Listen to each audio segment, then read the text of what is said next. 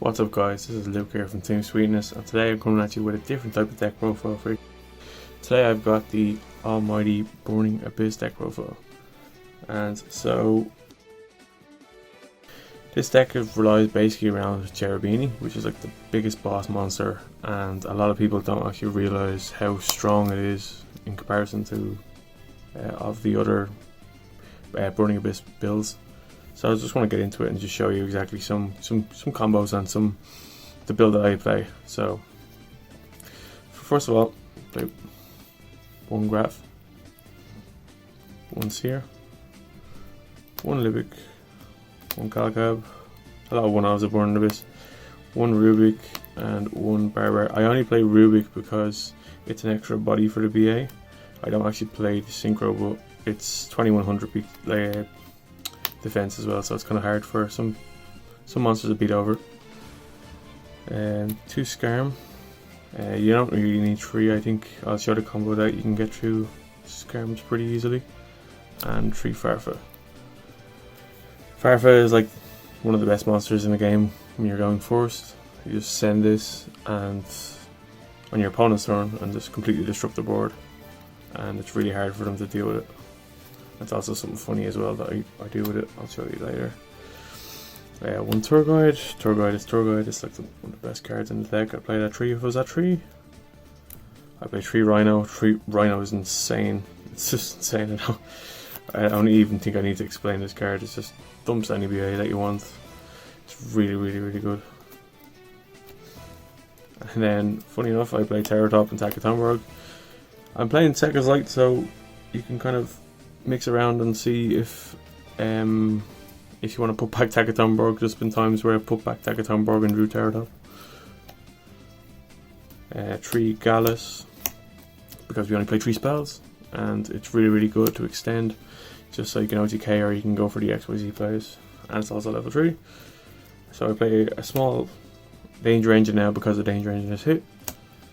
2 Sachinoku, 2 Jackalope, 2 Nessie, and 2 Mopman. Mopman's like one of the worst ones you can actually go into, but yeah, it has to be done just to get up the consistency, because I would play 3 and 3 and 3, but sadly the ban list thinks otherwise. 1 Shaddoll Dragon. This is for Beatrice for end phase. If you want to send Shaddoll Dragon, if you have anything under Beatrice, you can send just say if you have a graph underneath the Beatrice, you can attach the graph, send this, pop 1, and then graph will special summon Calcab, and then Calcab will destroy itself and then return another back row as well. So it's really good for disrupting back row, also for going first. Then of course I have to play hand traps. 3 Ash Blossoms, the best hand trap in the game, and then 3 Effect Veilers. Effect Veilers are really strong against most meta decks again. It's not the worst when you open it either, because you can, if you draw multiples again, Sekka's Light is always your best friend. Okay, so this is where people probably will hate me for this. So I play 3 Vanity Fiend. The reason I play 3 of this is that you play so much monsters that special summon that you can obviously draw into this really easily, and you don't even need to use your normal summon, and you can summon this and end on a board that's really hard to get over, as well as this. Yeah, so it makes a lot more problems for people. And then finally play 3 Sekka's Light, because Pot of Greed is a good card. It's 41 cards. You can choose not to play the Rubik. I just play it for the extra Burning Abyss count. You're playing a deck that mills anyway, so 41 is not the biggest problem in the world. Okay, so for the extra deck, I play 1 Cherubini. You only need to play 1 of them. Some people play 2, but I honestly don't think 2 is okay. Like, you can always put it back with Dante if you really need to. And also this sends for a cost. A lot of people don't realise that this card effects is for cost. So people usually like try Ash it. You can't Ash this card, or the Gamma it, and if you Gamma it, it's still gonna send, so it doesn't really matter. 2 Dante. I only play 2. You don't really need 3. There's honestly no point in playing 3. I haven't never gone through 3 in one game. one Beatrice. This is the bay of the deck, because you can just send any card you want from your deck to the grave and just continue to play the game. And if Beatrice dies, you have your backup, you have your Fusion Dante. It can be targeted as well, which is pretty situational. A lot of cards target again and again in this meta, so it's very hard. Like, a lot of people know that Beatrice, if it dies, this comes out, so they're very cautious with how they get rid of the Beatrice. One Break Sword. Break Sword is still a really good removal card. It's good to get rid of some problematic back rows or floodgates. And it's also a warrior as well, so if you have two monsters that are different and you're under, like, there can be only one, you can overlay and go into that. Okay, I play Trisbania because I really don't like back row decks. This deck is really not fragile into back row decks, but this just helps to scare your opponent to flip all their back row, or you can just trigger this. Also, what you can do is you can summon a BA under it, and then it triggers, and then it banishes all their back row, and if BA dies. So it's a pretty cool interaction with that. Play one Witch Apprentice because it boosts your monsters, and also there's a funny cool scenario if you have this and Break Sword, you can target this, target one of your opponent's cards, destroy it, trigger the effect, add a Vanity's Fiend that's in your graveyard back to your hand, and hopefully normal summon. You play one Lambda. This is for scaring your opponents into oh, this person might have a Gamma in their deck, so I'm really cautious about what I do. I also side Gammas actually, so this is also another reason that you can play it. I don't play Underclock Taker because I don't play any boss monsters for Underclock Taker to OTK. My OTK is here, which is my Avermax, my Borrowload, and my Borrow Sword, my Borrowload. This is for mostly Thunder Dragons if you're under Colossus, but Colossus doesn't really hurt this deck, only for Skarm. Borrow Sword is to OTK and kill people, and Avermax is for like Sky Strikers if they can't target it. And then the last three are Unicorn, Cerberus, Phoenix. Phoenix, self-explanatory, get rid of back row, just get rid of special summon monsters, and then just shuffle the random card in your opponent's. Well, not a random card, shuffle the opponent's card. Just get rid of it. Then for the side deck, as I said, I'm playing the Gamma engine, so I'm playing the driver and 3 Gammas. This is just for combo decks, and it's for Second's Light as well, so if you activate Second's Light and they actually you can just chain Gamma, you're just gonna win. You're probably just gonna win. It's pretty good. Then 3 Pankratops because it's a big beat stick that just gets rid of problematic stuff. And then I play 2 Denko. I would play 3, but I can't fit 3 because of the Gamma engine. All the other cards are really important, which is Lancia. Lancia is for the Orcus matchup. I don't know if there's anything else that you can use against. I guess Thunder Dragons, Danger Thunder Dragons.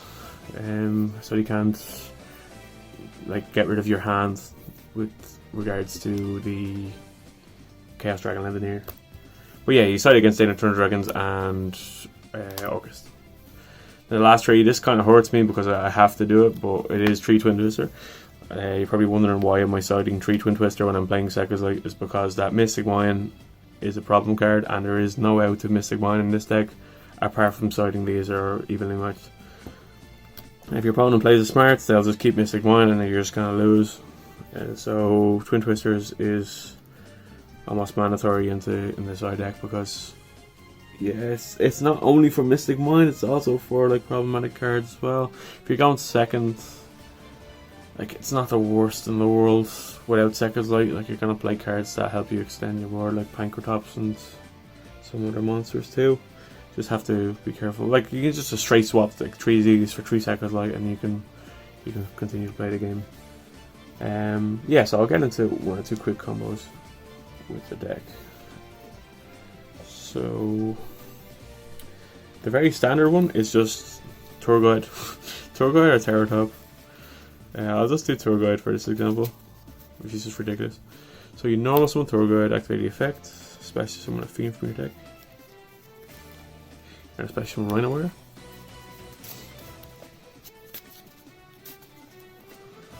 And then you're going to link these 2 away for Cherubini, wherever Cherubini is, Cherubini. And then Rhino will trigger to send a Fiend from your deck. You then send Graph. Graph will then trigger, special summon the VA. You then special summon Scarm. And then you can activate effective Cherubini to send a Burning Abyss, or send a level 3 monster. You're going to send Seer. Seer effect will trigger. Targeting Graph, special summon it. Then you can overlay for your Dante. And then Dante will detach. And you can mill whatever cards you'd like to do. 1 to 3, like it doesn't really matter on this stage, but yeah, I'll just say 1, 2, 3. And then if you have the Burning Abyss that's extra, you can, all you needed here was just any BA with it. And you can with your Beatrice, and then you get your end phase Scarm Search as well, because it was detached and it was special summon from the Graph. So underneath you have a Graph, you have a Dante, and you also have a Beatrice. It's really, really strong if you can, like as I said in one of, like earlier on in the profile, you can attach this and special summon a Calcab end phase and send Shaddoll Dragon and disrupt your opponent's board again. If they have back row, you can send Farfa to disrupt their monsters. So it really, really works well together. Another quick one I'm going to show you is the Vanity's Lock, which is kind of silly, but so the Vanity's Lock, you just need I think Terratop is probably the best example. Terratop, BA and Gallus are just basically cards that you can use 2 Burning Abyss also as well. But yeah. Okay, so especially your Terratop, activate the effect, of course, it adds the attack at Tomborg. You then special summon attack at Tomborg. Again, just do the same combo again. You use Cherubini, send your Graph. Your Graph, and Graph special summons Scarm, and you do this. But then you can just tribute either the Cherubini, or you can. I usually just tribute a monster that I can summon underneath this for this, and so Vanity's Fiend can't be destroyed because it's underneath the Cherubini. They'll have to get rid of it some other way. Yeah, so that was the full profile. I really hope you enjoyed this video, and if you have any questions, please let me know in the comments. And yeah, that's it, man. Thanks very much. See you.